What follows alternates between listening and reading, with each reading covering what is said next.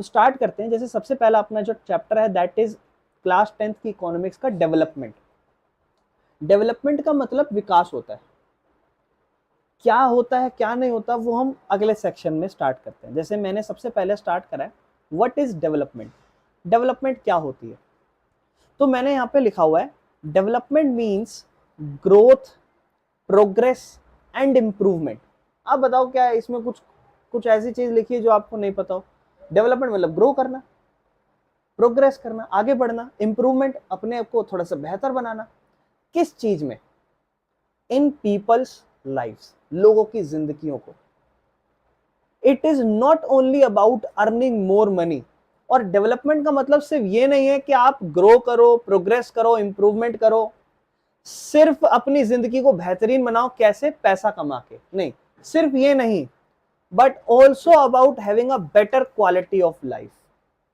एक बेहतरीन जिंदगी वो कैसे आ सकती है? जैसे गुड इनकम, जायज बात है, पैसा तो है इंपॉर्टेंट डेवलपमेंट के लिए। Good income, money to meet needs, पैसा चाहिए अपनी जरूरतों को पूरा करने के लिए। बेटर हेल्थ, आप बताओ क्या डेवलपमेंट के लिए हेल्थ इंपॉर्टेंट है कि नहीं है? बिल्कुल। हॉस्पिटल, अब एक देश की अगर हम बात करें तो देखो जब भी डेवलपमेंट शुरू हो ना तो एक अपनी बात करना कि मेरे लिए डेवलपमेंट क्या है और मेरे देश के लिए डेवलपमेंट क्या है, मेरे घर के लिए डेवलपमेंट क्या है। अगर आपका घर हो, आपके घर में 4 जनों को एक जना बीमार पड़ा हो, क्या आप डेवलप कर रहे हो?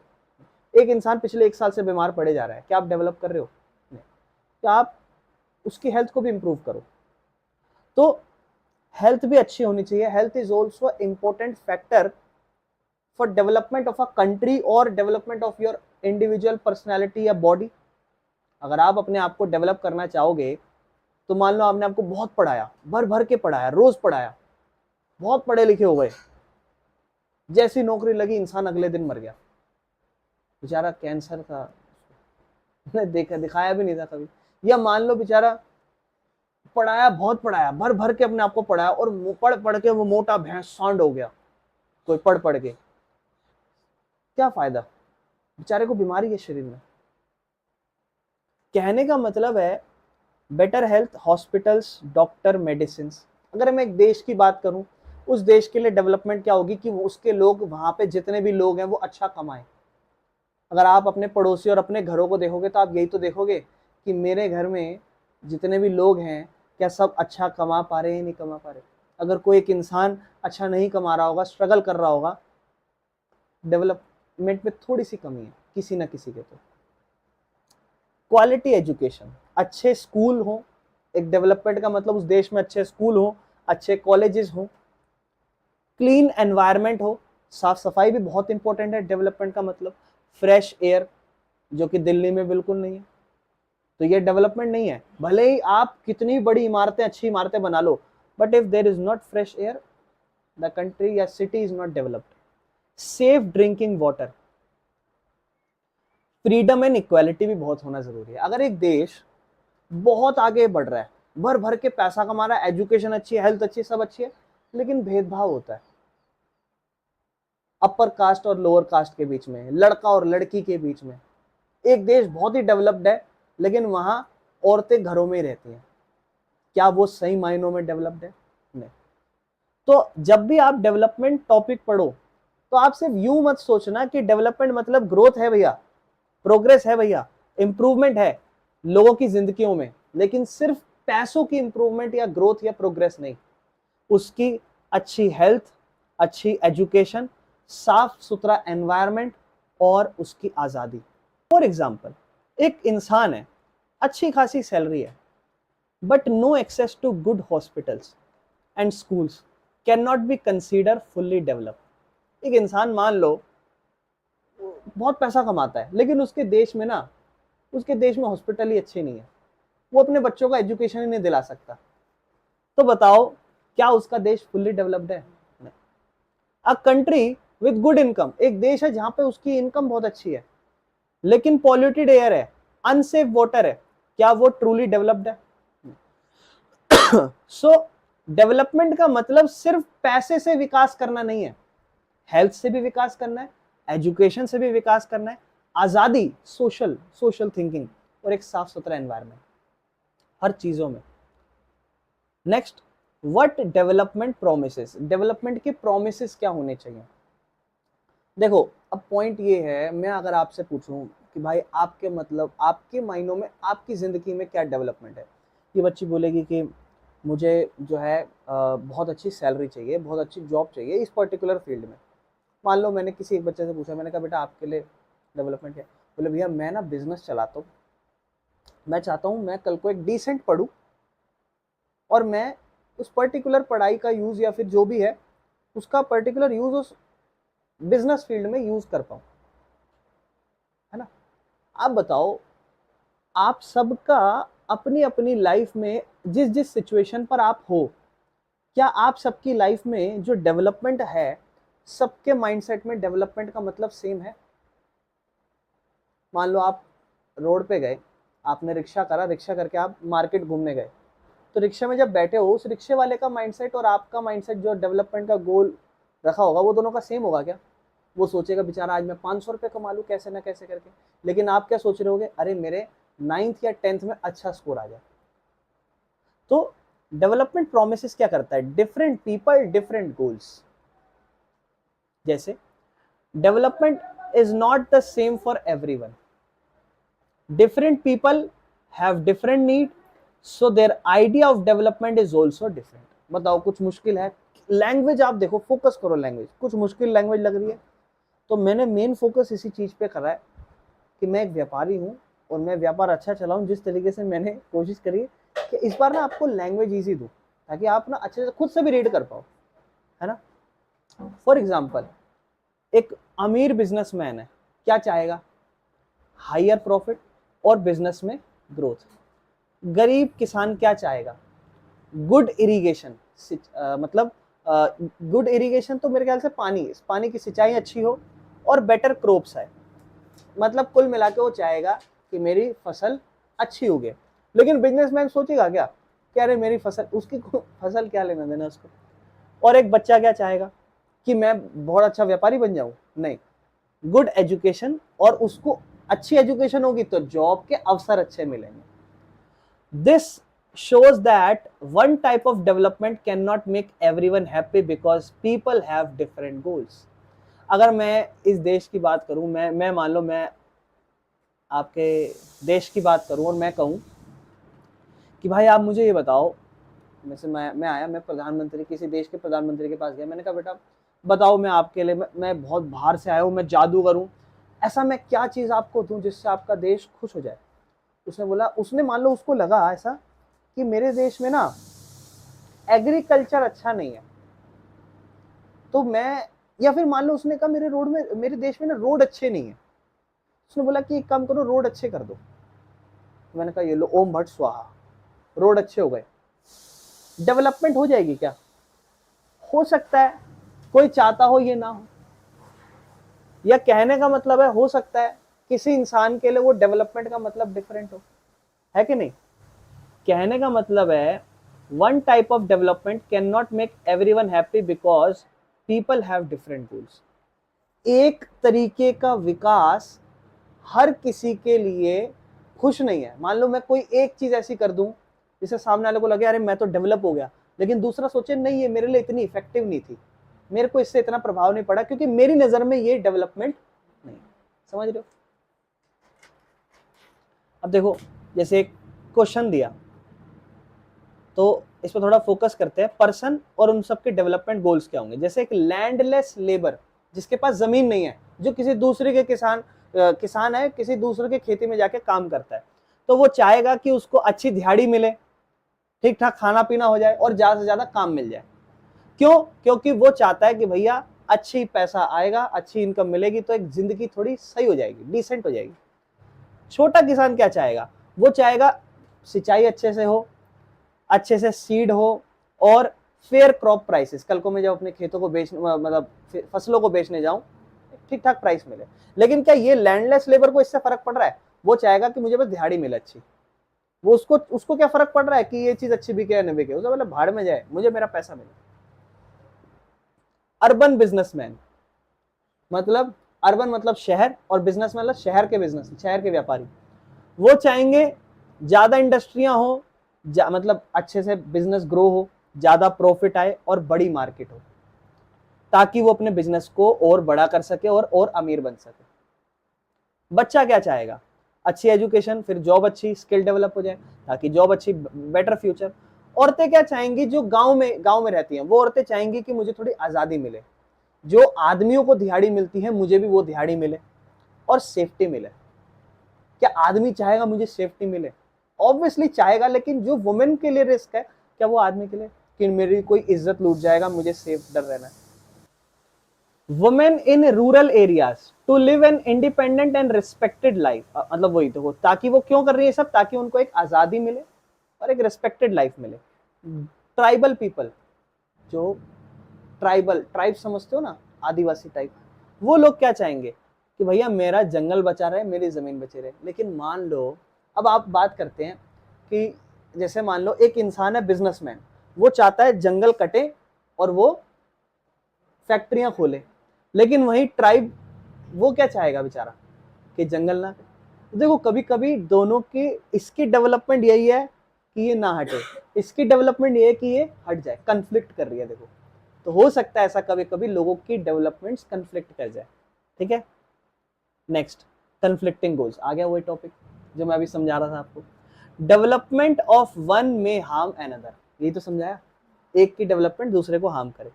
एग्जाम्पल, एक डैम का प्रोजेक्ट हो, government build a dam, big dam to provide water and electricity, किसका भला होगा? बड़ी बड़ी इंडस्ट्रियां, बिजनेस का भला होगा जिनको पानी मिल जाएगा। लेकिन गांव और ट्राइबल पीपल को मिलेगा जिनको whose homes get flooded, जिनको बाढ़ आ जाएगी, उनको डर लगेगा इस चीज का कि भाई बांध से बाढ़ ना आ जाए। एक इंडस्ट्रियल ग्रोथ की बात करें अगर हम, एक कंपनी ज्यादा से ज्यादा फैक्ट्री बनाती है जॉब के लिए, प्रॉफिट के लिए, ताकि लोगों को जॉब ज्यादा मिले और प्रॉफिट हम ज्यादा कमाएं। तो बेनिफिट किसका हो रहा है? उन फैक्ट्रियों को या वर्करों को या बिजनेस के लोगों को। लेकिन नुकसान किसको हो रहा है? हमारे नेचर को, पॉल्यूशन फैल रहा है। तो ऐसा भी होता है, किसी की डेवलपमेंट किसी के लिए नुकसानदेही होती है। ठीक है ना? तो अभी तक हमने जो पढ़ा है उसको एक बार समराइज करते हैं। हमने पढ़ा है डेवलपमेंट क्या होती है। डेवलपमेंट मतलब ग्रोथ, प्रोग्रेस करना, इंप्रूवमेंट करना इंसान की जिंदगी को। लेकिन सिर्फ डेवलपमेंट का मतलब पैसा कमाना नहीं होता, अच्छी बेहतर जिंदगी। बेहतर जिंदगी कैसे आती है? अच्छी हेल्थ से, अच्छी एजुकेशन से, अच्छा एनवायरनमेंट हो, फ्रीडम मिले, आजादी मिले सबको, है ना? एग्जाम्पल हमने समझा था। फिर उसके बाद हमने समझा कि अलग अलग लोग और उनका मतलब डेवलपमेंट का अलग होता है, हर इंसान का डिफरेंट मतलब होता है डेवलपमेंट का। फिर हमने तीसरा पढ़ा कि क्योंकि हर इंसान के अलग अलग डेवलपमेंट का गोल्स होता है, तो इसलिए वो आपस में कंफ्लिक्ट करते हैं। ठीक है ना? क्लियर है? कोई दिक्कत तो नहीं? चलो जी, अब ये कंक्लूजन पे आते हैं। तो देखो, डेवलपमेंट का मतलब प्रोग्रेस करना, but it must be fair for everyone. अब हम देखें तो एक प्रॉब्लम तो अराइज हो रही है। क्या प्रॉब्लम अराइज हो रही है कि मान लो किसी एक की डेवलपमेंट है और किसी एक की ये डेवलपमेंट है, वो कंफ्लिक्ट कर रही है। तो हमें सॉल्यूशन तो निकालना पड़ेगा ना। तो हम एक ऐसा सॉल्यूशन निकालेंगे जो सबके लिए क्या हो? फेयर हो। वो कैसे हो सकता है? एक इंसान की डेवलपमेंट हार्म नहीं करनी चाहिए दूसरे की जिंदगी को, और हमें ऐसा प्लान बनाना चाहिए जिससे हम बैलेंस ला सकें इकोनॉमी की ग्रोथ में। ग्रोथ भी हो लेकिन बैलेंस, इतना भी नहीं कि भर भर के ग्रोथ कर दी और नुकसान पे नुकसान हो जा रहा है किसी दूसरों को। ठीक है ना? और लोगों की जरूरतों को भी पूरा करें टाइम टू टाइम, लेकिन ऐसा ना हो कि उससे दूसरों को भर भर के नुकसान हो। ठीक है ना? This is why we need sustainable development. आप इसको 9th क्लास में बहुत बार पढ़ते आते हो, सस्टेनेबल डेवलपमेंट। ऐसी डेवलपमेंट करना जिससे डेवलपमेंट भी हो और फ्यूचर जनरेशन या किसी और को नुकसान भी ना हो। बस इतना, और कुछ भी नहीं। ऐसी डेवलपमेंट जिससे किसी को नुकसान ना हो, विकास भी हो लेकिन नुकसान भी ना हो। तो इसीलिए हमें सस्टेनेबल डेवलपमेंट की जरूरत है, जिससे बेनिफिट भी हो और किसी को नुकसान भी ना हो। क्लियर है? कोई दिक्कत तो नहीं? तो यहाँ पर हमारी जो चीजें हैं, एक तरीके से समझ लो, चैप्टर का जो हमारा फर्स्ट फेज है वो लगभग खत्म हुआ है। क्लियर है? आपको समझ में आया? कुछ भी नहीं है। देखो, बहुत सच बताऊं, इस चैप्टर में ऐसा कुछ बहुत ज्यादा खास नहीं है कि आपको कुछ नया सीखने को मिलेगा। बहुत सारी चीजें आप 9th की इकोनॉमिक्स से ही पढ़ते आ रहे हो, लगभग सिमिलर ही है चीजें। लेकिन फिर भी क्योंकि अब ये 2 चैप्टर आएंगे फर्स्ट टर्म में और हमें स्कोर चाहिए, तो कुछ ना कुछ तो होगा ना फिर भी इस चैप्टर में जो हमें स्कोर करना पड़ेगा। तो आप बस चीजों को समझते रहो, एज अ स्टोरी सुनते रहो और आसान पड़ेगा आपको। अब जैसे इनकम एंड अदर गोल्स, एक इंसान का गोल क्या होगा, अच्छी इनकम कमाना, और कुछ और गोल्स भी हो सकते हैं। तो उससे सवाल आता है कि ये इनकम जो आप इंसान पैसा कमा रहा है ये उसके लिए क्यों इंपॉर्टेंट है। Income is one of the most important factor of development. जायज बात है, देखो सबसे इंपॉर्टेंट फैक्टर तो आप कह सकते हो कि इनकम ही है, क्योंकि अगर इनकम ही नहीं होगा तो हेल्थ, एजुकेशन, ये सब तो बाद में आएगी ना, पहले इनकम ही नहीं होगा तो क्या। तो इनकम है, लेकिन इनकम के साइड बाय साइड और भी चीजें इंपॉर्टेंट है, लेकिन सबसे ज्यादा इंपॉर्टेंट तो इनकम ही है। Because it helps people buy basic needs like food, cloth, shelter, shelter मतलब घर, education and health care. Because पैसा है तो खाना है, आपका कपड़ा है, रोटी कपड़ा और मकान है ना, वो सारी चीजें। एक इंसान जिसके पास अच्छी इनकम हो वो एक अच्छी स्टैंडर्ड ऑफ लिविंग ले सकता है, better standard of living. Standard of living समझते हो, लाइफस्टाइल, जीने का तरीका, रहन सहन, बढ़िया कमाते हो, बढ़िया खाते हो, बढ़िया पहनते हो, बढ़िया तरीके से रहते हो, साफ सुथरे रहते हो, वो सारी चीजें। अब यहाँ पे देखो एक टॉपिक ऐड करा हुआ है, ऐसे देश जिनकी हायर पर कैपिटा इनकम होती है उन्हें कंसीडर करा जाता है developed countries then with the lower income, per capita income. Because ये एक ऐसा थोड़ा सा kind of little bit practical सा टॉपिक है, हालांकि इससे कोई प्रैक्टिकल क्वेश्चन नहीं है, बट ये एक ऐसी चीज है। पर कैपिटा इनकम का मतलब है, आप देखो इतना समझो, जैसे मान लो एक घर की बात करते हैं, मान लो आप इस घर में 5 लोग हो, तो एक घर में 5 लोग हैं, मान लो 2 घर हैं, एक घर ए है, इसमें भी 5 लोग हैं, मान लो इसमें बी घर है, इसमें भी मान लो 5 लोग हैं, ठीक है। इसमें पता चला हर इंसान ऑन एन एवरेज मान लो 10 रुपए कमाता है,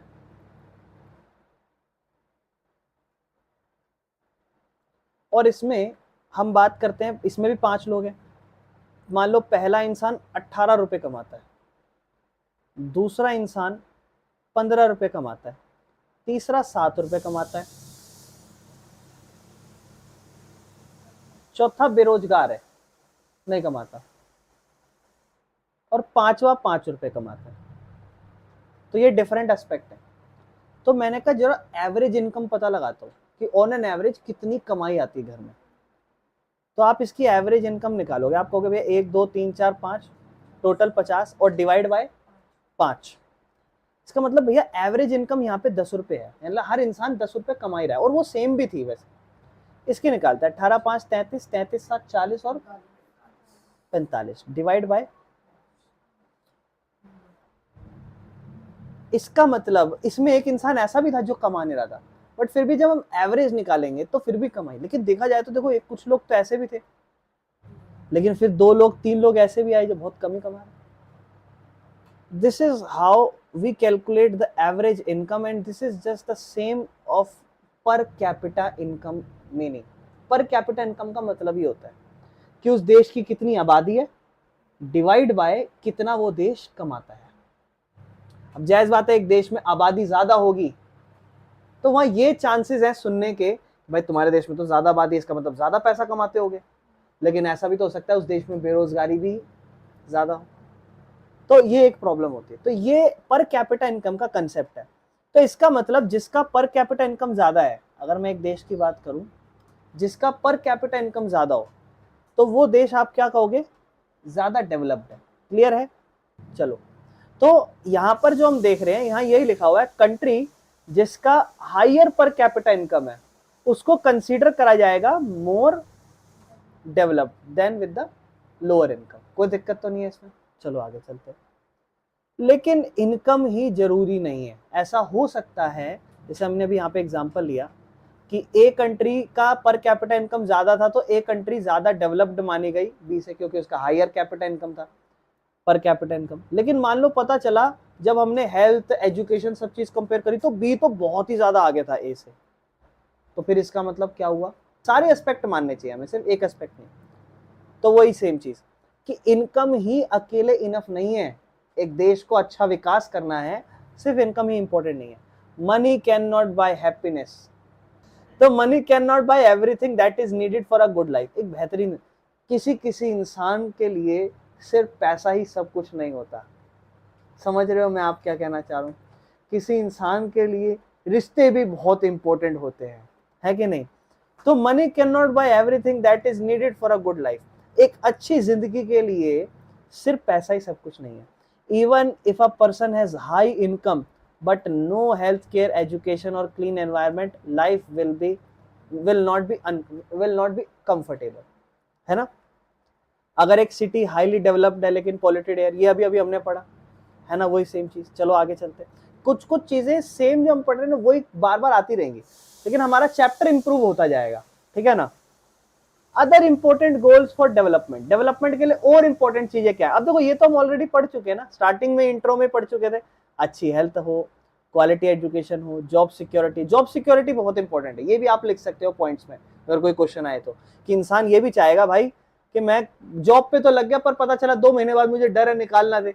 तो एक स्टेबल जॉब भी चाहिए जहां पे आपको फिक्स इनकम मिले, ताकि आपको फाइनेंशियली कोई प्रॉब्लम ना आए, आपको इक्वालिटी मिले, फ्रीडम मिले, कोई आपसे कास्ट, जेंडर, रिलीजन के बेस पे भेदभाव ना हो, सेफ एनवायरनमेंट हो, और पीस और सिक्योरिटी भी महसूस हो आपको, सेफ महसूस हो। समझ रहे हो?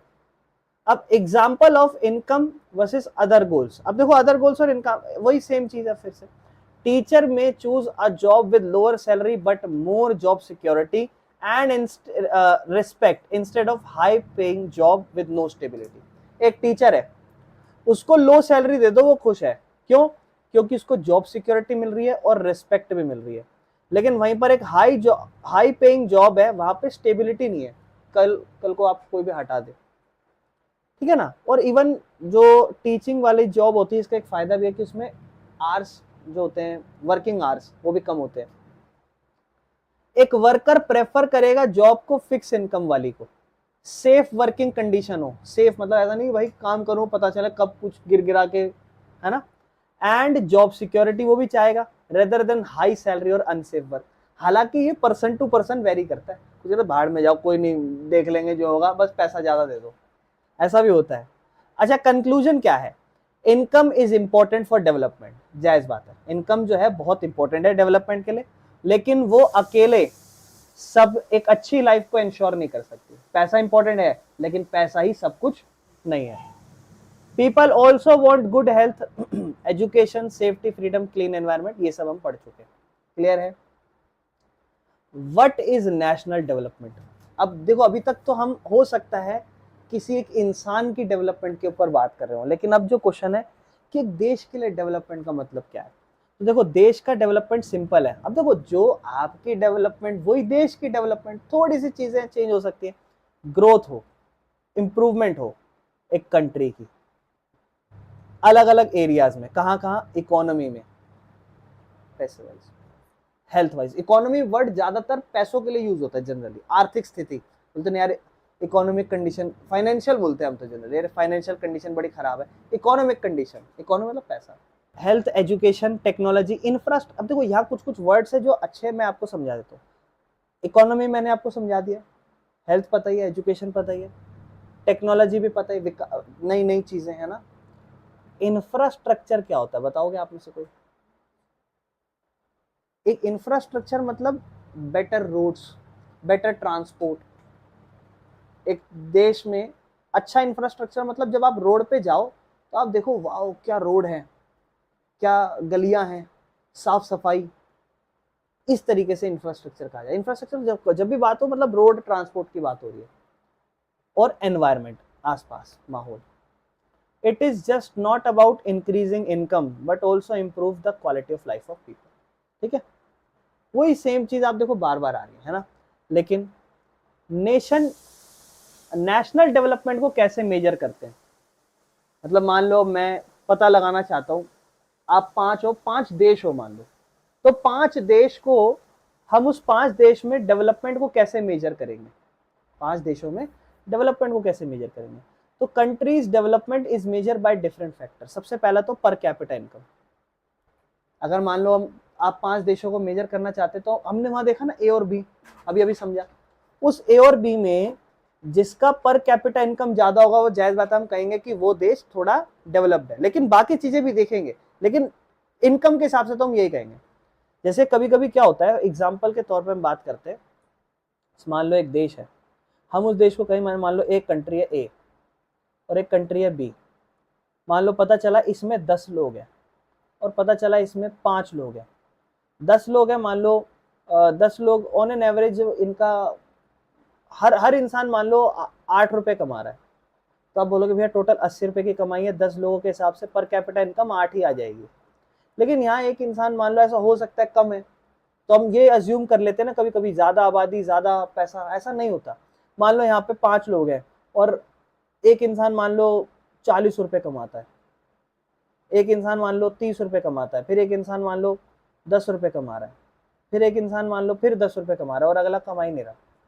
तो आपको भैया 1 2 3 4 5, 5 से डिवाइड करेंगे हम, 4 3 7 और 1 8 9, कितना आ जाएगा पर कैपिटा इनकम? 18। सोचो, मच डेवलप्ड, लोग भी कम है, अच्छा इनकम भी कर रहे हैं। तो पर कैपिटा इनकम को हम ऐसे कंपेयर कर सकते हैं, shows the average income of people. और हाइयर पर कैपिटा इनकम मतलब वहां पे फाइनेंशियली तो वो देश बहुत अच्छा कर रहा है, फाइनेंशियली अच्छा कर रहा है, जरूरी नहीं है हेल्थ अच्छा कर रहा हो। हेल्थ फैसिलिटीज, जैसे पाकिस्तान की बात करते हैं, मिलिट्री अच्छी कर रखी है। आप देश में कंपेयर करोगे टॉप 10 में तो मिलिट्री आ जाती है पाकिस्तान की। सोचो वर्ल्ड में इतने सारे देश है फिर भी पाकिस्तान की टॉप, लेकिन पाकिस्तान बाकी चीजों में बुरी हालत है, क्या फायदा? क्रिकेट की बात कर लो, बेचारे कितना डाउनफॉल आता जा रहा है उनका। गुड हॉस्पिटल्स, हेल्थ सिस्टम में गुड हॉस्पिटल और डॉक्टर भी अच्छे हो, फिर मेडिसिन हो, सैनिटेशन हो और इम्प्रूव हो सारी चीजें हेल्थ के मामलों में। एजुकेशन में वही हाई लिटरेसी रेट, ये याद रखना है जी, लिटरेसी रेट। लिटरेसी रेट क्या होता है? पढ़ाई दर, कितने लोग पढ़े लिखे हैं, लिटरेसी रेट बताता है। अच्छे स्कूल हो, यूनिवर्सिटीज हो और फिर अच्छा सा डेवलपमेंट हो और इकोनॉमिक ग्रोथ। अब देखो infrastructure, road, railways, electricity, communication network, है ना, in business industries. Industrial growth मतलब ज्यादा से ज्यादा लोगों को जॉब मिले, इकोनॉमी बढ़े, और इक्वली मतलब वही भेदभाव ना हो। Different views on national development, अलग अलग व्यूज की अगर हम बात करें, देखो वही, अब देखो जैसे इंसान की हमने बात करी थी, तो इंसान डेवलपमेंट हर किसी के नज़र में अलग अलग हो सकती है, वैसे ही लोगों का जो आइडियाज होता है एक कंट्री को डेवलप करने का वो अलग अलग हो सकता है। एक बिजनेसमैन क्या सोचेगा कि भाई और इंडस्ट्री आए देशों में और डेवलपमेंट हो। एक किसान क्या चाहेगा? किसान चाहेगा अच्छी सिंचाई हो ज्यादा से ज्यादा, है ना। स्टूडेंट क्या फील करेगा? Better schools and colleges are sign of development, वो चाहेगा कि भाई अच्छा पढ़ाई हो मेरे लिए। वही थोड़ा सोचेगा कि यहाँ पर रोड अच्छे हो, मतलब जायज बात है वो भी सोचेगा, लेकिन उसका मेन फोकस क्या है ना, डिफरेंट है, ठीक है ना। तो नेक्स्ट टॉपिक इज पर capita income and national development, ठीक है ना। तो पर कैपिटा इनकम और नेशनल डेवलपमेंट की अगर हम बात करें, वर्ल्ड बैंक कंपेयर करती है कंट्रीज को बेस्ड ऑन पर कैपिटा इनकम। देखो वर्ल्ड बैंक, ध्यान रखना क्वेश्चन आया था इससे कि वर्ल्ड बैंक किससे, या फिर और भी एक आध क्वेश्चन है, हाँ वर्ल्ड बैंक से क्वेश्चन था कि वर्ल्ड बैंक जो है ना वो क्या कंपेयर करती है। तो बहुत से लोगों ने लिख दिया वर्ल्ड बैंक हेल्थ भी कंपेयर करती है, एजुकेशन नहीं, उसका सिर्फ एक ही इंपॉर्टेंट रोल है, पर कैपिटा इनकम, पैसा। तो देखो 2020 के हिसाब से रिपोर्ट थी, हाई इनकम कंट्रीज को हम ये कहेंगे जिनका एक साल के अंदर 12,536 या उससे ज्यादा डॉलर। आप इसको फॉर एन एग्जांपल 1000 से 100 से मल्टीप्लाई कर दो। अगर आप इसको 100 से मल्टीप्लाई करोगे, 12,000 को 100 से कितना हो जाएगा बताओगे? 12 लाख। यानी कि वहां पे पर ईयर अगर कोई इंसान 12 लाख या 12 लाख से ज्यादा कमा रहा है तो वो डेवलप्ड है। तो अगर हम लोग की बात करें, 1035, इसको अगर आप 100 से गुना कर दो तो करीबन 1000 है। 1000 को 100, अब ये पर ईयर का है मेरे भाई, 12 से और डिवाइड कर देना, 12 लाख। 1035 इससे अगर हम मान लें तो 1 लाख के आसपास। तो 1 लाख में आप पर मंथ मान लो 12,000 के आसपास, 12,000, यानी कि कोई इंसान पर मंथ 12,000 कमा रहा है तो वो लो इनकम कंट्री है। और ये पर कैपिटा इनकम है, ये जरूरी नहीं है सब यही कमा रहे होंगे, हो सकता है कोई बिल्कुल भी ना कमा रहा हो। तो इनकम अकेले नहीं बताती है नेशनल डेवलपमेंट। ऐसा हो सकता है किसी देश का इससे कम हो लेकिन वह हेल्थ एजुकेशन सिस्टम अच्छा हो। अब हमें जो आगे टॉपिक स्टार्ट करना है that is how to compare different countries और स्टेट। मतलब हम डेवलपमेंट की बात कर रहे हैं तो तो हम कैसे एक देश से दूसरे देश को कंपेयर करेंगे, या कैसे एक ही देश के अंदर एक राज्य को दूसरे राज्यों से कंपेयर करेंगे। Comparing different countries or state help us to understand which places are more developed and why. Development is just not about money but also includes health, education and living condition. कहता है comparing, अगर हम दूसरे देशों को compare करेंगे या दूसरे राज्यों को कंपेयर करेंगे एक दूसरे से, तो हमें ये पता चलेगा कौन सा राज्य किससे ज्यादा डेवलप्ड है। तो हम सबसे पहले यहाँ पे पढ़ने वाले हैं comparison based on income, per capita income. ये मैं आपको ऑलरेडी लास्ट क्लास में बता चुका था। पर कैपिटा इनकम मतलब पूरा देश है, पूरे देश में कितना प्रोडक्शन हो रहा है, कितना लोग कमा रहे हैं, और उसको डिवाइड कर दो उसकी पॉपुलेशन से, तो आप पता लगा दोगे एक इंसान ऑन एन एवरेज कितना कमाता है। तो income is the most important factor या कॉमन फैक्टर। मोस्टली बहुत देश ऐसे हैं जो, सबसे पहले तो देखो, अगर आप किसी भी देश को कंपेयर करोगे तो आप यही देखोगे कि इस देश का पर कैपिटा इनकम सबसे ज्यादा है। बता सकते हो? इंडिया। इंडिया के अलावा पूरे वर्ल्ड की अगर हम बात करूँ तो मैंने अभी 3-4 दिन पहले ही देखा था, एक देश है यूरोप के अंदर जिसका नाम है लग्जमबर्ग। यूरोप की एक ऐसी कंट्री है जहां पर मोस्टली लोग करोड़पति हैं, पर कैपिटा इनकम बहुत ज्यादा है, शायद 3 करोड़ 4 करोड़ एनुअल इनकम है शायद उनकी, 3-4 करोड़। और वहां पे ऑन एन एवरेज इंसान नॉर्मल भी 3-4 लाख रुपए तो एक महीने के तो कहीं ना कहीं बहुत कम से कम भी कमा ही रहा है, या फिर शायद उससे ज्यादा ही है। ठीक है, तो कंपैरिजन बेस्ड ऑन इनकम, हम सबसे पहले जो कंपैरिजन पढ़ने वाले हैं वो इनकम के बेस्ड पे कंपैरिजन पढ़ने वाले हैं। Income is the most common factor जो कंपेयर करता है कंट्रीज या स्टेट को। पर कैपिटा इनकम का मतलब वही, जितनी आपकी टोटल इनकम है उस देश की, उसको डिवाइड कर दो उसकी टोटल कितनी आबादी। तो जायज बात है, वो लोग जो लग्जमबर्ग की मैं बात कर रहा हूँ उसकी पॉपुलेशन भी क्या होगी, कम होगी, और कमाते भी ज्यादा होंगे। और जो वर्ल्ड बैंक है 2020, उसने क्लासिफाई करा है कंट्री बेस्ड ऑन पर कैपिटा इनकम। तो जो वर्ल्ड बैंक है उसने क्या डाटा बनाया कि जो हाई इनकम कंट्रीज हैं, जो ऐसी कंट्री जिनकी इनकम हाई है पर कैपिटा इनकम, वो इतना है, और जो लो इनकम कंट्रीज है वो इतने पे कहलाएगी। तो अगर हम बात करें आज के टाइम पे, अगर मैं कैलकुलेट करके बताऊं आपको कि एक $1 कितने रुपए का है, तो इंडियन करेंसी के हिसाब से मैं आपको समझाऊंगा। तो 85 रुपीज है मान लो।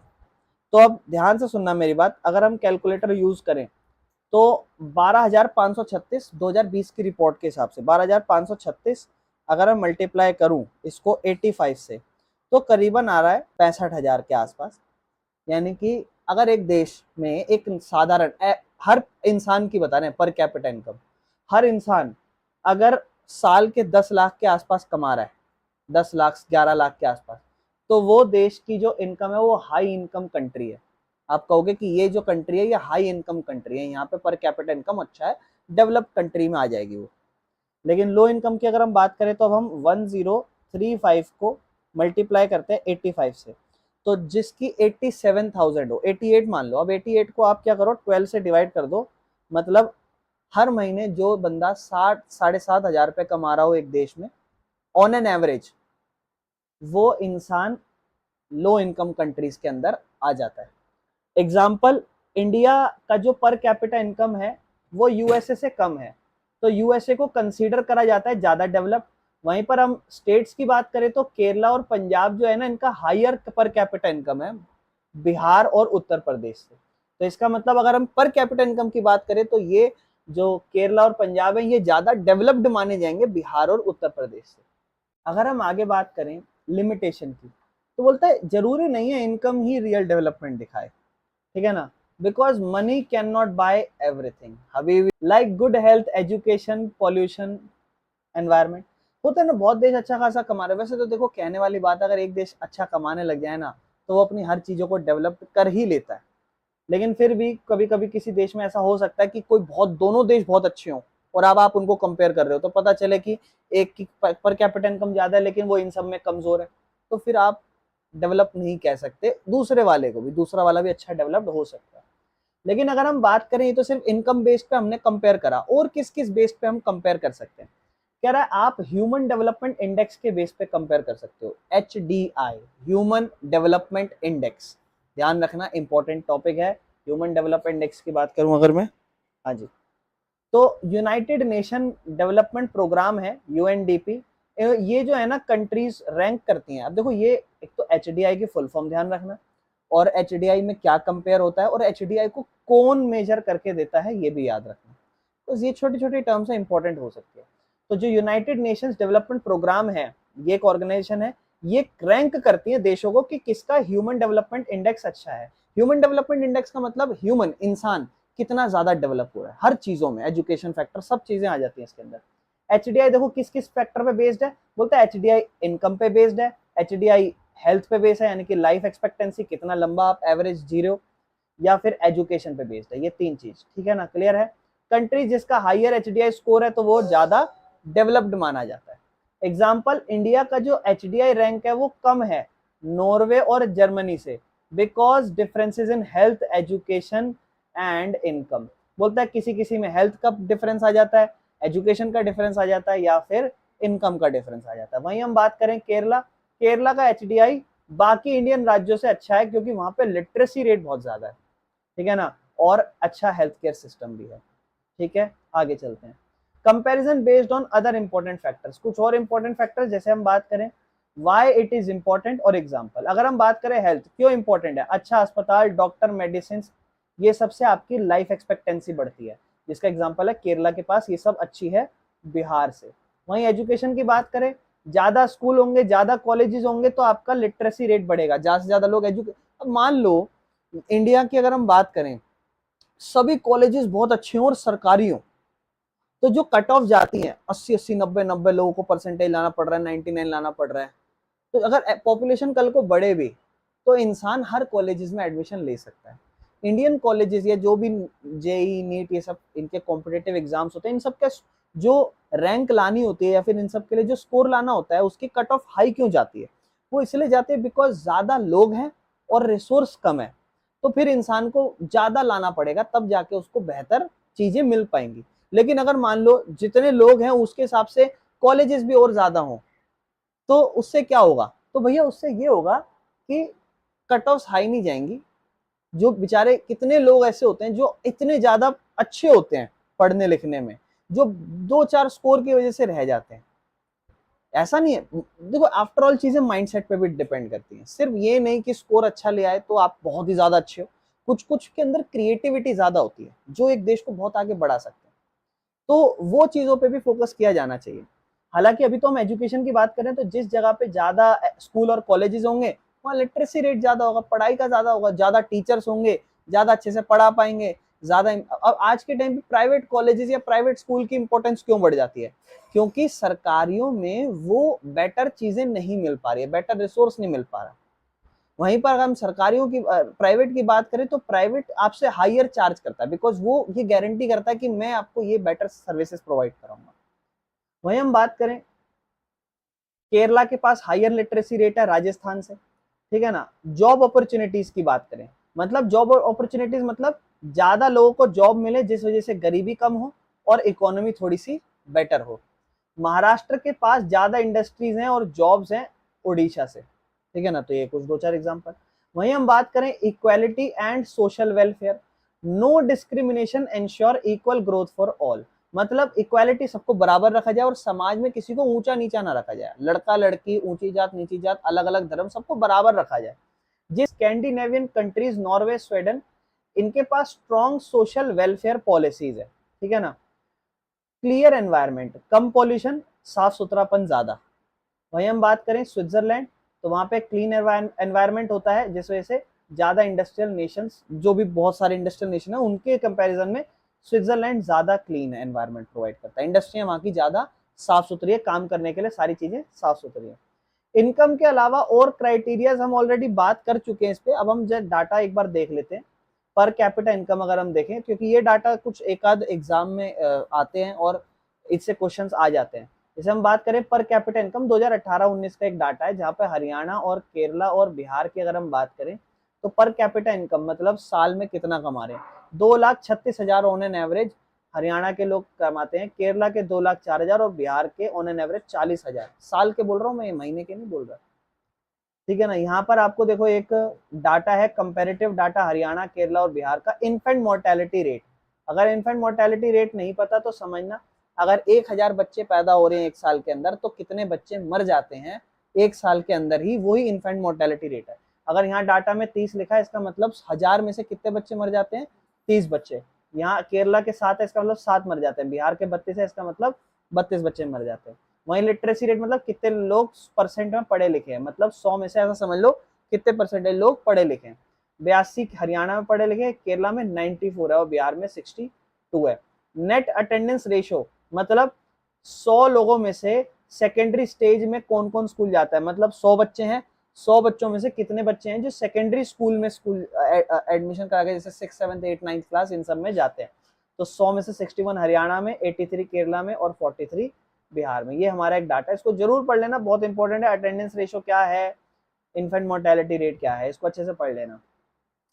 इनकम, अब देखो वही ये जो चीज हम ऊपर समझ चुके हैं कि इनकम और दूसरे क्राइटेरिया जिससे हम डेवलपमेंट को कंपेयर करते हैं, तो वहां पर हम ऑलरेडी इनकम की बात कर चुके हैं। इनकम एक साधारण तरीका है जिसमें हम पर कैपिटा इनकम से चीजों को मेजर करते हैं, ये हम ऑलरेडी पढ़ चुके हैं। यूएसए, जापान, जर्मनी, इनका हायर पर कैपिटा इनकम है। अगर हम कंपेयर करें तो इंडिया, नाइजीरिया या फिर बांग्लादेश से, जिससे ये दिखाते हैं कि ये देश ज्यादा डेवलप्ड है। हायर पर कैपिटा इनकम है, इसका मतलब वो देश ज्यादा डेवलप्ड है। दूसरा तरीका आ जाता है एचडीआई, ह्यूमन डेवलपमेंट इंडेक्स। यहाँ हम दो तीन चीजें देखी थी, एक हेल्थ देखी थी, एक इनकम देखी थी और एक एजुकेशन देखी थी।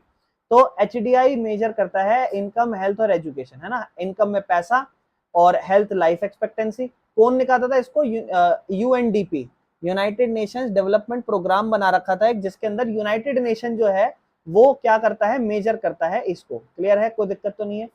Why it is important, HDI को मेजर करना क्यों इंपॉर्टेंट है, तो देखो एचडीआई ना हमें ब्रॉडर व्यू दिखाता है। अगर हम पर कैपिटा इनकम की बात करें वो सिर्फ इनकम कंपेयर करता है, लेकिन एचडीआई तीन चीजें कंपेयर करता है। इनकम भी, पैसा भी आ जाता है, हेल्थ भी आ जाता है और एजुकेशन भी। तो इसीलिए कंट्री जिसका ज्यादा अच्छा एचडीआई है वो बेटर हेल्थ और एजुकेशन ज्यादा दिखाता है, नॉट जस्ट हायर इनकम, है ना। वही तो, सिर्फ इनकम नहीं, उसके अलावा और भी चीजें दिखाता है। एग्जाम्पल नॉर्वे, इसका एचडीआई हाई है, अच्छा एचडीआई है। क्यों, क्योंकि हेल्थ केयर अच्छा है, लॉन्ग लाइफ एक्सपेक्टेंसी अच्छी है और लिटरेसी रेट भी अच्छा है। पैसा हो सकता है ज्यादा अच्छा ना हो।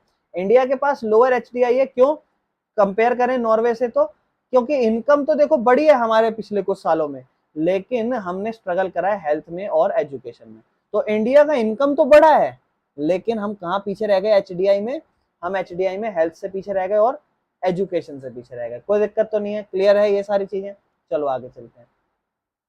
इसके बाद अगर हम बात करें हेल्थ फैसिलिटीज या लाइफ एक्सपेक्टेंसी की, tell us how people live on an average in a country. Higher life expectancy, इसका मतलब बेटर हेल्थ केयर सिस्टम है और लिविंग कंडीशन ज्यादा।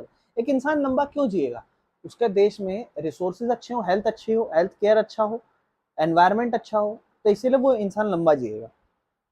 लाइफ हेल्थ फैसिलिटीज में आपके हॉस्पिटल्स, डॉक्टर्स, मेडिसिन मैटर करती है और हेल्थ केयर की सर्विसेज मैटर करती है, जिस वजह से हेल्दी पॉपुलेशन आपकी रह पाती है।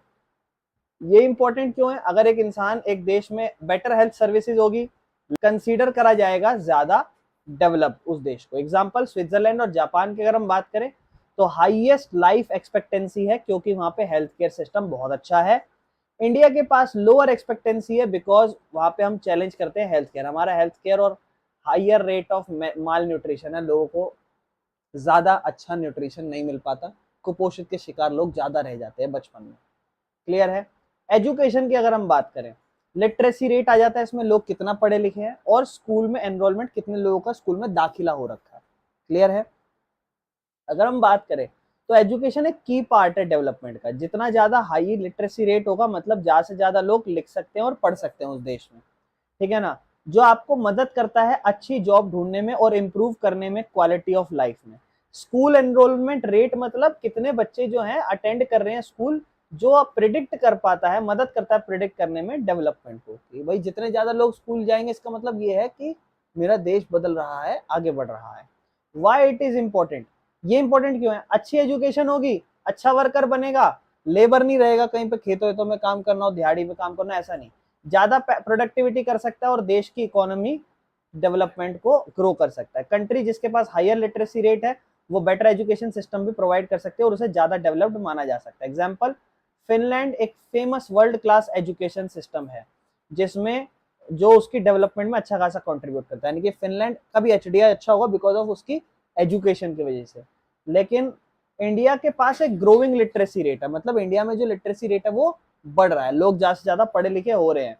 लेकिन फिर भी कुछ चैलेंजेस हैं, जैसे कि lack of quality of education in rural area. जो गांव के इलाके हैं वहां पे क्वालिटी ऑफ एजुकेशन नहीं मिल रही है अभी भी। क्लियर है?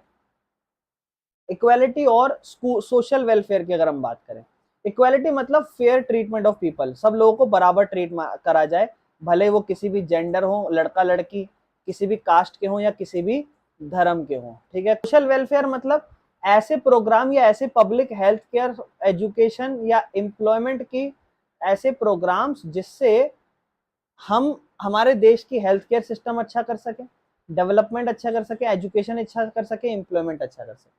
ऐसे प्रोग्राम्स या ऐसा सोशल वेलफेयर, जगत का ऐसा सोसाइटी में भला करना चाहिए जिससे ये सारी चीजें इक्वली मिले। ठीक है ना? ये इंपॉर्टेंट क्यों है? एक कंट्री जिसके पास ज्यादा इक्वल अपॉर्चुनिटी होगी हर किसी इंसान के लिए, ज्यादा स्टेबल सोसाइटी मिलेगी। कंट्री जिसके पास अच्छा सोशल वेलफेयर प्रोग्राम है उसके पास हायर क्वालिटी ऑफ लाइफ होती है उनके लोगों के लिए। उसके बाद हम बात करेंगे नॉर्डिक कंट्री जैसे कि स्वीडन एंड डेनमार्क, इनके पास हाई क्वालिटी और स्ट्रॉन्ग सोशल वेलफेयर है।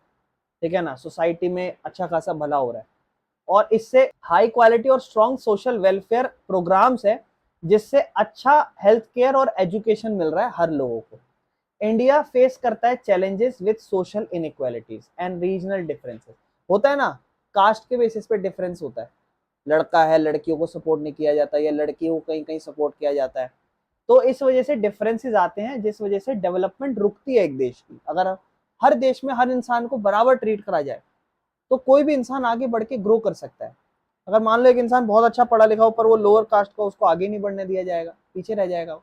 तो इस तरीके से वहीं हम बात करें एनवायरमेंटल प्रोटेक्शन एंड सस्टेनेबिलिटी, थोड़ा रुक के तो देखो, एनवायरमेंट को प्रोटेक्ट करना और सस्टेनेबिलिटी को भी मेंटेन करना, ये भी हमारे देश के लिए या हमारे एक देश के डेवलप होने के लिए बहुत इंपॉर्टेंट फैक्टर है। जैसे development should not harm the environment, development हो रही है लेकिन एनवायरमेंट हार्म हो रहा हो, ऐसा नहीं। डेवलपमेंट से एनवायरमेंट को हार्म नहीं पहुंचना चाहिए। सस्टेनेबल डेवलपमेंट जो होती है वो फोकस करती है यूजिंग रिसोर्स को वाइजली, मतलब रिसोर्स को यूज करना तरीके से जिस वजह से फ्यूचर जनरेशन का भला हो सके। ये इंपॉर्टेंट क्यों है? If a country destroy its environment, अगर एक देश अपने ही एनवायरमेंट को क्या कर दे, डिस्ट्रॉय कर दे, जैसे कि फॉरेस्ट काट दे, पोल्यूशन बढ़ा दे, तो उससे लॉन्ग टर्म प्रॉब्लम आएगी। जैसे क्लाइमेट चेंज हो जाएगा वहां का, पुअर हेल्थ रहेगी, लोग जल्दी परेशान हो रहे होंगे हेल्थ को लेकर। सस्टेनेबल डेवलपमेंट प्रोग्राम इंश्योर करता है कंट्रीज को वो ग्रो करे इकोनॉमिकली बिना डैमेज करे एनवायरमेंट को, मतलब ऐसा डेवलपमेंट करना जिससे एनवायरमेंट भी डैमेज ना हो और डेवलपमेंट भी हो जाए। जर्मनी ने इन्वेस्ट करा था ग्रीन टेक्नोलॉजीज पे जिससे सस्टेनेबल एनर्जी आई ताकि वो प्रोटेक्ट कर सके एनवायरमेंट को अपनी इकोनॉमी को ग्रो करके। वहीं चाइना ने क्रिटिसिज्म फेस करा क्योंकि पॉल्यूशन की वजह से, क्योंकि उन्होंने इस पे ग्रेट एफर्ट उठाया कि हम अपनी एनर्जी को क्लीन करेंगे, to shift its clean energy. ठीक है ना? इसके बाद नेक्स्ट टॉपिक है पब्लिक फैसिलिटीज, जगत का भला करना। पब्लिक फैसिलिटीज एक बेसिक सर्विसेज है या इंफ्रास्ट्रक्चर है जो प्रोवाइड करती है गवर्नमेंट या local authority. Local authority, authority मतलब जो भी जिसके पास पावर है, जहां आप रह रहे हो वहां की लोकल अथॉरिटी मतलब लोकल सरकार जो वहां की है।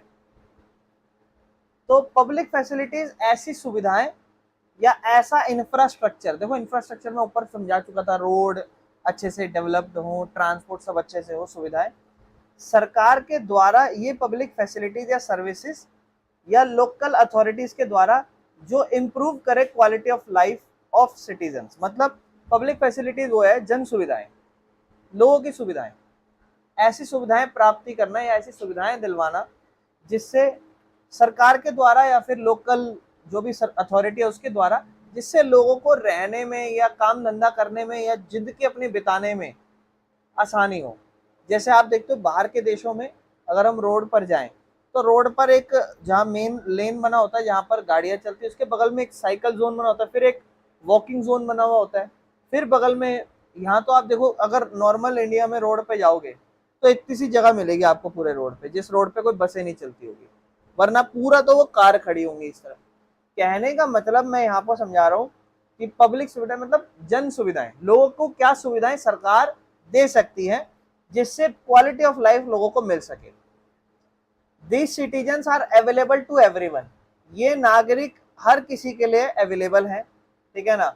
And the government ensure that they are accessible, मतलब ये सर्विसेज हर इंसान को मिले और जो गवर्नमेंट है वो इंश्योर कराए कि ये सब एक्सेसिबल हो, सब इसको प्राप्त कर सके, ठीक है ना। ये अफोर्डेबल भी हो और रिलायबल भी हो, ऐसा नहीं कि सुविधा तो ला दी पर बकवास क्वालिटी की है, खराब क्वालिटी की, ऐसा ना हो, ठीक है ना, अच्छी क्वालिटी की हो। जैसे एग्जांपल हम यहाँ पे देखो एक डाटा है बुक का, इसको हम पढ़ते हैं। टेबल 1.5 क्या कहती है? Educational achievement of rural population of Uttar Pradesh. Uttar Pradesh की हम एजुकेशनल अचीवमेंट देखते हैं रूरल पॉपुलेशन की। रूरल मतलब गांव की लोगों की आबादी की पॉपुलेशन उत्तर प्रदेश की क्या क्या उन्होंने करा है। लिटरेसी रेट क्या है? 100 में से जैसे मान लो 100 लड़के हैं तो 76 लड़के पढ़ाई करते हैं, और 100 लड़के हैं तो 54 लड़कियां पढ़ाई करती हैं। लिटरेसी रेट ये है। लेकिन अगर हम लिटरेसी रेट बात करें 10 से 14 साल के लड़कों की, तो 100 में से 90 लोग पढ़ाई कर रहे हैं और लड़कियां भी 100 में से 87 पढ़ रही हैं। तो भैया लेकिन अगर हम 10 से 14 पे आए तो लड़कों की परसेंटेज कम है, यानी कि 100 में से जो 90 पढ़ रहे थे अब उसमें से 5 या तो काम धंधे में लग गए, या मजबूरी है कोई, या पढ़ने में इंटरेस्ट नहीं है, या फिर सुविधाएं नहीं होती तो इंटरेस्ट नहीं होता देखो, या फिर अगर हम लड़कियों की बात करें तो वो भी 82% हो गया। इसका मतलब हायर क्लास जैसे जैसे जाते जा रहे हैं लोग पढ़ाइयों को छोड़ते जा रहे हैं। वहीं हम दूसरा डाटा देखें, some data regarding about India and its neighbour, India और उसके नेबरों का, ये बहुत इंपॉर्टेंट है, इससे क्वेश्चन आ रखे हैं प्रीवियस ईयर में। ये जीएनआई है, ग्रॉस नेशनल इनकम है, समझ लो एक देश की नेशनल इनकम की बात कर रहा है ये डाटा। ये डाटा में आप देखो 2017 का है। श्रीलंका, इंडिया, म्यांमार, पाकिस्तान, नेपाल, बांग्लादेश हमारे सारे पड़ोसी देश है। इसमें हम बात करते हैं कौन देश कितना कमाता है डॉलर के हिसाब से। देखो इंडिया का 6590 है, अगर आप आज के हिसाब से इसको 85 से मल्टीप्लाई कर दो तो आ जाओ जरा मल्टीप्लाई करके देखते हैं, ठीक है ना।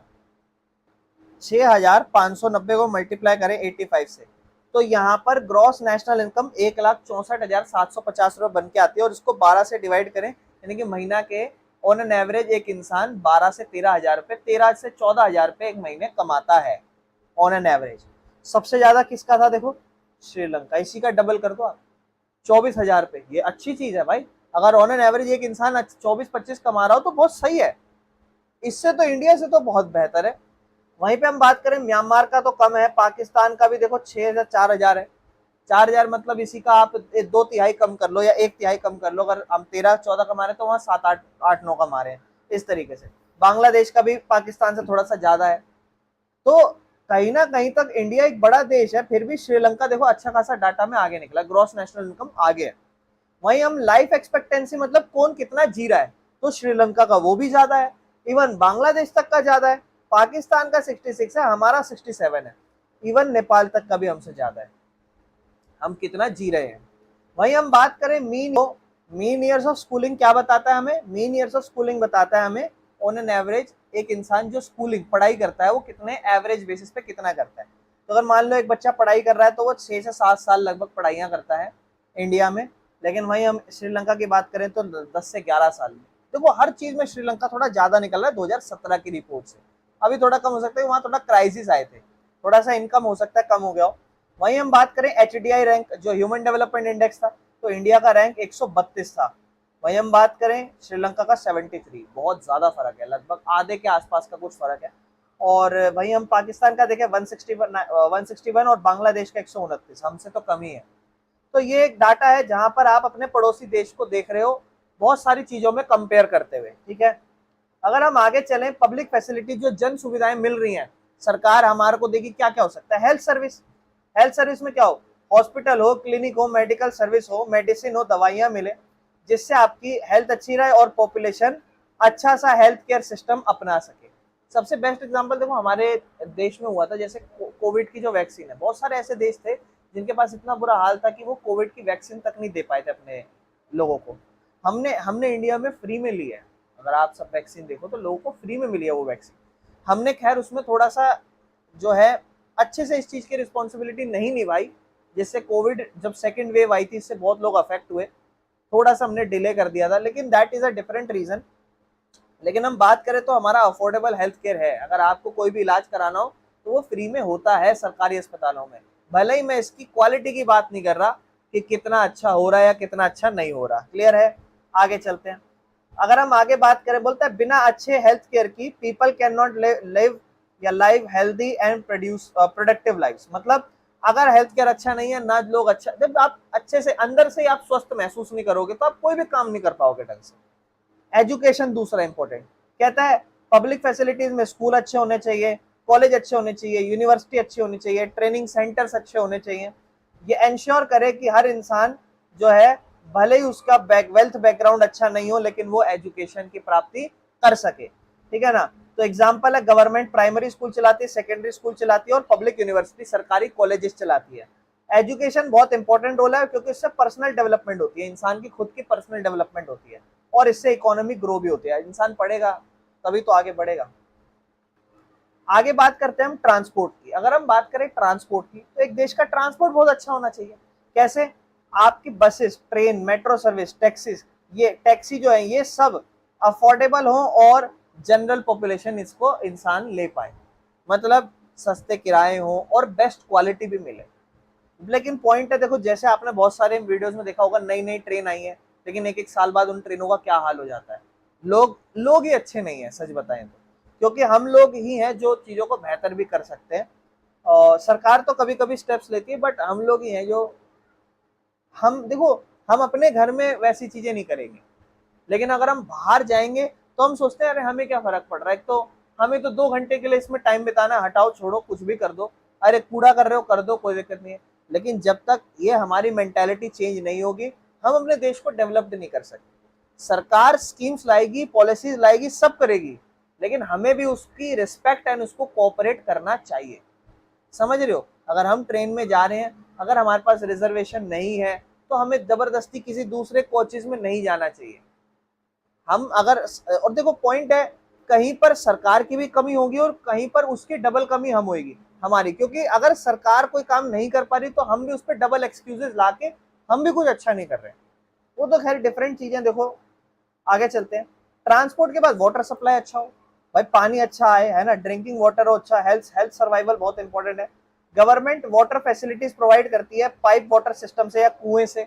एग्जांपल है, गवर्नमेंट मैनेज करती है वाटर ट्रीटमेंट प्लांट्स। अगर मान लो कहीं पे खेती बाड़ी हो रही है, वहां पर नदियां नहीं है किसी देश में, तो सिटी शहर में, सॉरी गांव में, तो अगर मान लो अच्छा सिस्टम नहीं है, तो सरकार क्या करेगी? सरकार कोशिश करेगी वहां कोई नहर ला दे, या कोई बांध से कहीं बगल में नहर ले आए, या कुछ ना कुछ ऐसा सिस्टम करेगी जहां से खेती अच्छी हो पाए। समझ रहे हो? सैनिटेशन एंड वेस्ट डिस्पोजल, देखो गंदगी हटाना भी, जैसे दिल्ली में कूड़े का पहाड़ है, दैट इज अ प्रॉब्लम, क्योंकि जो उसके अगल बगल रह रहे हैं वो लोग सफर कर रहे हैं ना। आप लोग तो यहाँ साफ सफाई में रह रहे हो, आपको क्या पता चल रहा है क्या हो रहा है क्या नहीं हो रहा। आप तो कूड़ा फेंका और सुबह कूड़ा वाला आया ले गया, स्टोर कहाँ हो रहा है वो भी तो मैटर करता है। उसके आसपास कैसे लोग रह रहे हैं, कैसी कॉलोनीज रह रहे हैं जो सफर कर रहे हैं इन चीजों को, उन लोगों के लिए बहुत प्रॉब्लम है। और सैनिटेशन, साफ सुथरा, ये भी बहुत इंपॉर्टेंट है। मतलब हमें प्रॉपर वेस्ट मैनेजमेंट या सीवर सिस्टम या टॉयलेट्स जो है सब मैनेज करना चाहिए। जैसे आपने देखा होगा कि जब मोदी सरकार आई थी, तो जो बीजेपी आई है उसने कोशिश करी है कि वो हर गांव में, आपने देखा होगा मोस्टली गांव में वॉशरूम या टॉयलेट्स लगा के दिए, हर गांव के बगल में या किसी भी गांव में वहां बगल में शौचालय लगा के दिए। एग्जाम्पल क्या है, गवर्नमेंट को मेंटेन करने चाहिए पब्लिक टॉयलेट्स, ड्रेनेज सिस्टम। अगर आप देखो सबसे बेस्ट चीज, अगर मेरी नजर में सुनो, अगर एक वॉशरूम आप कहीं यूज कर रहे हो और वहां पे कोई आपसे 5 रुपए, इवन 10 रुपए भी चार्ज कर रहा है ना, it is not that much bad, because ये स्टार्टिंग फेज है, हमें इस चीज पे सपोर्ट करना चाहिए। बिकॉज ये चीज की सफाई भी करना, कोई अगर उसके बगल में रह के वो काम भी कर रहा है ना, वो भी बहुत हिम्मत वाला काम है। बिकॉज हमारे इंडिया में तो काम के हिसाब से लोगों को जज किया जाता है। अगर कोई इंसान ये बोले कि हाँ मैं बड़ा होके बाथरूम साफ करने वाला या बाथरूम का दुकान खोलूंगा और फिर लोगों को बोलूंगा आओ 10 रुपए दो और यहाँ पे आप यूज करो इसको, आप घर वाले बोलेंगे निकल जा हमारे घर से, अभी से निकल जा, ये काम तू कैसे करेगा। समझ रहे हो मैं क्या कहना चाह रहा हूँ? मेंटेलिटी हमारे यहाँ यही है। तो अब जब वो चीज है तो हमें उस चीज को इम्प्रूव करना है ना। अगर कोई ये काम कर रहा है तो आप उसको ज्यादा पैसे दे दो, कोई बात नहीं, 5 रुपए 10 रुपए ले रहा है दे दो, एटलीस्ट आपकी हेल्थ सिस्टम अच्छा रहेगा। अगर हम बाहर के देशों में देखें तो पब्लिक टॉयलेट्स या जो भी है अच्छा बना हुआ है सिस्टम, हमारे देश में उतना बेटर नहीं है। हमारे देश में बेटर उस चीज को हम कर सकते हैं, एट लास्ट फिर लोगों के ऊपर ही बात आ जाती है। अब जो जनरल टॉयलेट्स आप वहां कभी जाओ, ज्यादातर देखो इसे लड़कियों के तो ये भी नहीं है, सिर्फ ये सारी चीजें लड़कों के लिए है ज्यादातर। और आप देखो उस जगह कहीं चले जाओगे तो बहुत ही एक्सट्रीम, आप समझ लो डिजास्टर है, बीमारियां फैलती हैं इन सब चीजों से। एट लास्ट पॉइंट पता है क्या है कि इन सब चीजों पे हमें खुद को ही रिस्पॉन्सिबल होना चाहिए। इलेक्ट्रिसिटी बहुत अच्छी होनी चाहिए। सबसे बेस्ट एग्जांपल नाइजीरिया, अफ्रीकन देशों में तो पूरे दिन दिन तक लाइट नहीं आती है, 2-2 दिन निकल जाते हैं, लाइट नहीं आती है वहाँ। वहाँ लाइट 1-2 घंटे के लिए आती है। यहाँ अगर कहीं 1 घंटे के लिए चला जाए इंसान परेशान होगा, बोलेगा मैं यहाँ कमरा किराए पे या फिर नहीं खरीदूंगा अपना मकान जहाँ पर 1-1 घंटे रोज लाइट जाती हो। तो इलेक्ट्रिसिटी भी बहुत इंपॉर्टेंट है, हर घर वालों को इलेक्ट्रिसिटी अवेलेबल रहे। स्टेट इलेक्ट्रिसिटी बोर्ड बनाती है या फिर कोशिश करती है कि हम हमारे देश में या हम जहाँ भी हमारे राज्य है या कुछ भी है हमारा जो भी, वहाँ पर बिजली रहे ज़्यादा से ज़्यादा, ताकि हमारे लोग आकर, समझ रहे हो, अच्छे से काम धंधा चलेगा, देश आगे बढ़ेगा, डेवलपमेंट होगी, लोग काम धंधा करेंगे, सिटी चीज़ें इम्प्रूव्ड होगी, इकोनॉमी ग्रोथ होगी, डेवलपमेंट होगी। Public security and law enforcement, एक देश में डेवलपमेंट चाहते हो, जन सुविधाएं अच्छी होनी चाहिए, उसके लिए पब्लिक की सिक्योरिटी भी अच्छी होनी चाहिए। आप बाहर जाओ, आपको डर लगे कि कहीं मुझे कोई भी लूट लेगा या मुझे कोई भी मार देगा, और मार देगा तो उसमें मेरे पास कोई कानून भी नहीं है मैं कुछ कर लूँ। लॉ एनफोर्समेंट, समझ रहे हो, पुलिस सर्विस अच्छी होनी चाहिए, फायर सर्विस अच्छी होनी चाहिए, इमरजेंसी रिस्पॉन्स होना चाहिए किसी भी चीज के लिए। आप देखो कितने सारे महिला संपर्क नंबर बना रखे हैं, कहीं भी आपको ये लगे ये नंबर याद रखो, वो नंबर ऐसे ऐसे करो, ये सारी चीजें। एग्जाम्पल है, गवर्नमेंट फंड करती है पुलिस स्टेशनों पे, फायर डिपार्टमेंट पे, एम्बुलेंस पे, जिससे वो चीजें ज्यादा से ज्यादा डिपार्टमेंट डेवलप्ड रहे, बढ़िया रहे, ताकि कभी किसी को जरूरत पड़े तो ये टाइम से हो सके। हो रहा है नहीं हो रहा, दैट इज अ डिफरेंट चीज। पब्लिक हाउसिंग, गवर्नमेंट प्रोग्राम जो प्रोवाइड करते हैं affordable housing to low income families, मतलब जो बहुत लो इनकम फैमिलीज है, ऐसी फैमिलीज है जहां पर वो लोग नहीं कमा पा रहे अच्छे से, तो गवर्नमेंट उन घरों को सपोर्ट करती है, जो पॉवर्टी लाइन से नीचे आते हैं उनको सपोर्ट करती है, उनको पब्लिक हाउसिंग स्कीम्स या सब्सिडाइज्ड होम्स प्रोवाइड करती है, जो अपने खुद के प्राइवेट होम नहीं रख सकते, उन्हें इस तरीके से शेल्टर मिल सके, घर मिल सके रहने को। लेकिन ये पब्लिक फैसिलिटीज जो हम प्रोवाइड करेंगी सरकारें, इसमें चैलेंजेस क्या फेस करती है। पहला, इनसफिशिएंट फंडिंग, पैसा कहाँ से आएगा। बहुत सारी कंट्रीज या स्टेट के पास पैसा ही नहीं हो पाता कि वो अपने पब्लिक फैसिलिटीज प्रोवाइड करा सके। दूसरा, अनइक्वल डिस्ट्रीब्यूशन, अब जो बंटवारा भी है ना वो सही नहीं है। जैसे पानी की बात कर लेते हैं, जो अगर हम जल सुविधाएं की बात करें तो किसी मोहल्ले में तो रोज 24 घंटे पानी आ रहा होगा, किसी में तो आता ही नहीं होगा, और किसी में एक पर्टिकुलर टाइम पे आता होगा, कहीं पे बहुत कम आता होगा। ये एक प्रॉब्लम है कि जो बंटवारा भी है ना, कहीं पे तो ज्यादा है और कहीं पे कम है, इक्वल डिस्ट्रीब्यूशन नहीं है। करप्शन है, मिसमैनेजमेंट है। जैसे ही कभी भी फंडिंग आती है तो मान लो अगर 1 रुपए की या मान लो 100 रुपए की फंडिंग आ रही है, तो 100 रुपए की फंडिंग में बीच में लोग इतना पैसा खा जाते हैं, लोगों की सुविधाएं के लिए जो पैसा बचता है वो मान लो 40 रुपए बच रहा है, 60 रुपए ऊपर ही पहले लोग खा के बैठ चुके हैं। मिसमैनेजमेंट, करप्शन है। सस्टेनेबल डेवलपमेंट, नेक्स्ट टॉपिक जो हमारा है मेरे ख्याल से, दैट इज सस्टेनेबल डेवलपमेंट, यानी कि हमें ऐसा विकास करना चाहिए, ऐसी डेवलपमेंट करनी चाहिए जिसमें डेवलपमेंट तो हो लेकिन हमारी फ्यूचर जनरेशन का भी हम ध्यान देते हुए डेवलपमेंट करें। ऐसा ना हो कि हम डेवलपमेंट तो कर दें लेकिन हमारी फ्यूचर जनरेशन को हमें फर्क ही नहीं पड़ रहा क्या हो रहा है क्या नहीं हो रहा, मरे हमें मरते रहे तो हमें क्या फर्क पड़ रहा। नहीं, सस्टेनेबल डेवलपमेंट ऐसी डेवलपमेंट जहां आप डेवलपमेंट भी करो और अपने फ्यूचर जनरेशन का भला करने की भी कोशिश करो। क्लियर है। कहता है ये डेवलपमेंट करना इंपॉर्टेंट क्यों है। देखो ये डेवलपमेंट करना ये है क्योंकि हम रिसोर्स का ओवर यूज कर रहे हैं, जो भी संसाधन हमें मिल रहे हैं आज, आप देखो धीरे धीरे खत्म होते जा रहे हैं। आज आज आज जो आप संसाधन देख रहे हो सकता है कुछ ऐसे संसाधन और पहले भी मिलते हो जो धीरे धीरे आज खत्म हो चुके हो, तो वो पहले की पीढ़ियों ने खत्म कर दिया एक्स्ट्रा यूज करके। तो आपको रिस्पॉन्सिबल बनना है कि हमें रिसोर्स का इतना एक्सट्रीम यूज नहीं करना, इतना एक्सट्रीम यूज नहीं करना जिससे जो हमारे रिसोर्स हैं वो क्या हो जाए, खत्म होते जाए। ठीक है ना। तो हमें ओवर यूज बचाना है, हमें नेचुरल रिसोर्स जो हम डिस्ट्रॉय कर रहे हैं ये नहीं करना। शॉर्ट टर्म बेनिफिट से हमें नहीं देखना, हमें लॉन्ग टर्म बेनिफिट देखने चाहिए। जो ऐसी चीजों का लॉन्ग टर्म बेनिफिट हो, शॉर्ट टर्म के लिए छोटे समय के लिए सुख ना हो, अगर हो भी तो भी उसका कोई नुकसान ना हो। ठीक है ना। सस्टेनेबल डेवलपमेंट दूसरा, अब सस्टेनेबल डेवलपमेंट करना चाहते हो इसके एग्जाम्पल पढ़ लेते हैं। Renewable energy, solar power, wind power, hydro power. Solar power घर की छत पे लगा देते हो सोलर पैनल, बिजली धूप पड़ती है जिससे बिजली प्रोड्यूस हो जाती है।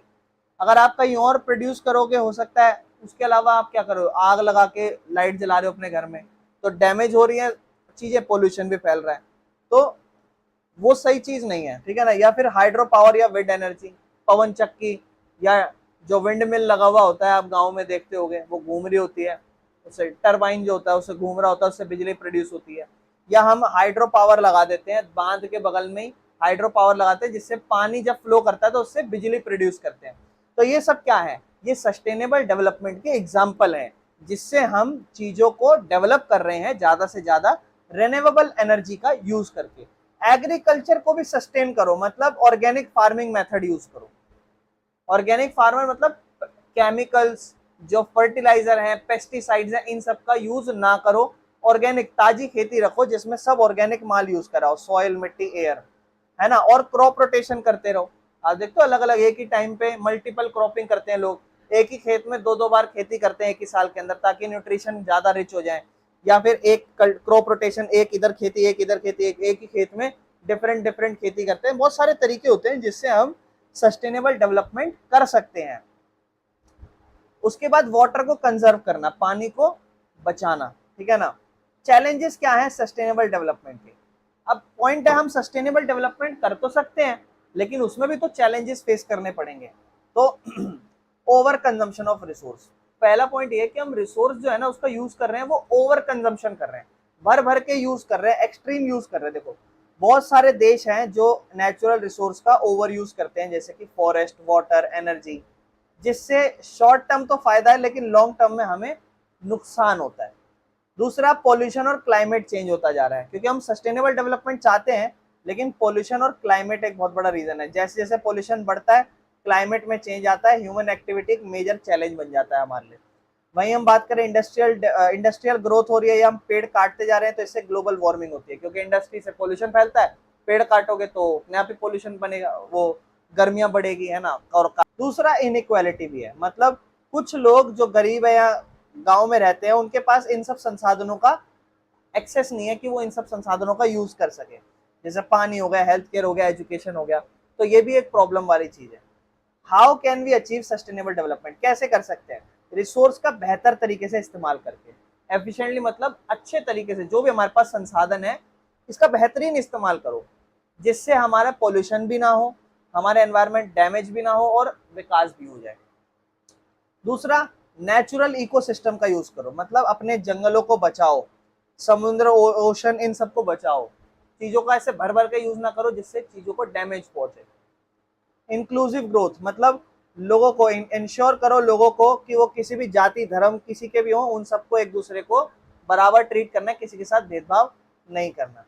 यहाँ हमारा चैप्टर जो है कंप्लीट हो चुका है, ठीक है ना। और इस चैप्टर के बाद अब हम लोग इसके एमसीक्यू या एक्स्ट्रा क्वेश्चनों को देखते हैं जो प्रीवियस ईयर में आ रखे हैं, ठीक है।